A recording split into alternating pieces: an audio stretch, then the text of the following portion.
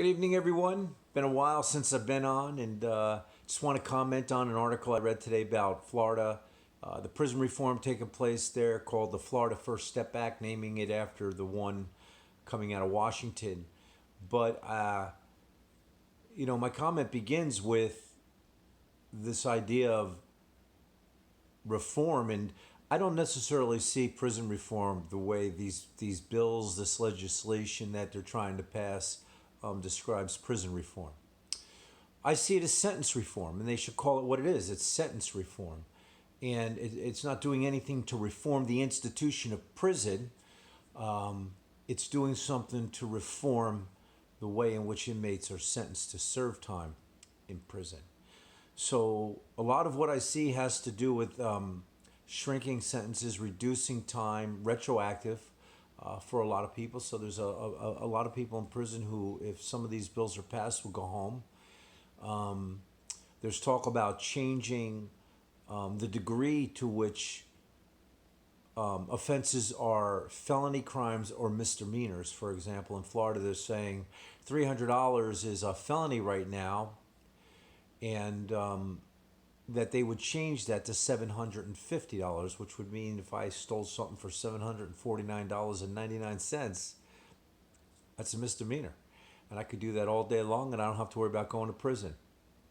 So, so a lot of what they're talking about is, they're talking about the mandatory minimum sentences, things like that.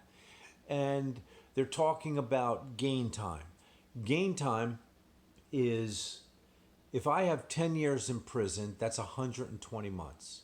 Right now in Florida, gain time is 85%. I would have to serve 85% of that 10-year sentence before I become eligible for parole. So, in 85%, I'd have to serve 102 months out of 120 months to become eligible for parole. If it turned out to be 65, if the gain time goes to 65, which is what they want to do, but there's some argument back and forth about that. I think the House doesn't really want to do that. 65% of 10 years would be 78 months. So you can see how that would impact the man or the woman serving time in prison, as well as the families at home waiting for this individual to come back home. Those That's sentence reform. That's sentence reform. It does nothing to change how an inmate serves his time, how he or she lives inside of a prison, the human right violations that men and women are subjected to every day of their life in prison, the rapes, the murders, the extortion, just not receiving basic needs. You might have seen me put a post on a few days ago where I was talking. I forget what state. It might be Alabama. They're making a determination whether or not to give female inmates personal hygiene products, which are really important. And people were like, "What? They don't give them that?" No, they don't give them that. And so what ends up happening is, if an inmate doesn't have that, then they make their own, and then they get infections, they get diseases, and all kinds of things. So the prison environment is one issue, right? Living in an environment that's as traumatic as prison. The other issue is genuine reform and restoration of the man and women. Now, all this talk about prison reform, it has to include, right? It has to include bringing restoration to the lives of the men and women serving time. Because I'm going to tell you, just letting people out of jail earlier, that's not going to change anything in terms of rates of arrest in America, in terms of reoffending and recidivism rates. It's not going to change anything. You're going to send men and women home for the most part ill-equipped to succeed in life. And so you're going to save some money, I guess. I mean, I don't even know, because if they're coming back, I don't see how you're saving. Anyway, when it comes to reform, I'm talking about equipping the man and the woman to come home and to succeed in life. And that's not going to happen if they don't deal with and address the trauma or the unaddressed trauma in their life. I believe with all of my heart that incarceration is a heart condition. And in America,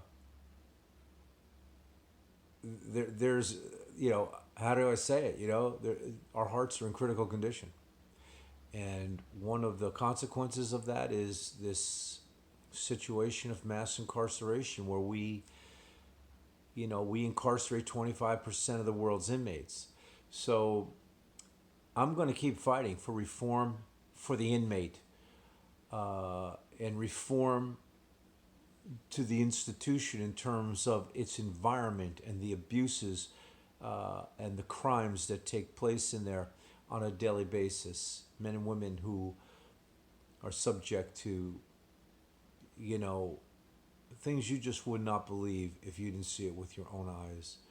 So while all this talk about reform, reform, reform, and all of these agencies are applauding and applauding and applauding, reducing time, letting people out early, you know, kind of redefining what is a crime and what isn't a crime. That's not going to change anything. It's not going to change anything. And I'm a guy who, I am all about prison reform. I spent 3 years of my life in one. And so I want to see change come. But I know as a man who's, been a criminal, been a drug addict, has been broken emotionally, and's gone to prison and then just, added those layers of injury on top of the injury I came there having, coming home and contending with parole and the unrealistic expectations of that. I want to bring real reform. And what they're talking about and what I'm talking about, it's two different things. And but I'm going to keep going. I'm going to keep fighting. I'm going to keep talking. I'm going to keep, doing what I'm doing, and hopefully at some point the right people will hear me. I know in Pennsylvania, they've heard me, and they're interested in the vision that Heidi and I brought for prison reform. And for those of you who pray, you can pray for that, because in September, Heidi and I are going to be meeting with what I understand the Assistant Attorney General of the state of Virginia and some judges, and we're going to talk about an approach to serving time in prison that can bring about positive results. And that's the way, not only that you reduce recidivism, but you change legacies. So, love to hear from you. Please go on to my YouTube channel and subscribe, and that way you can hear anytime I put on a video, or you can follow us when we go on our mission trip in July. We leave July 13th. We'll be coming back September 21st, and we've got a really, really powerful trip planned. So I'm going to be loving to share everything we're experiencing as we go. Again, go on to the YouTube, Prisoner of Hope Ministries YouTube page, and subscribe, and let me hear your feedback. All right? Good night. God bless you.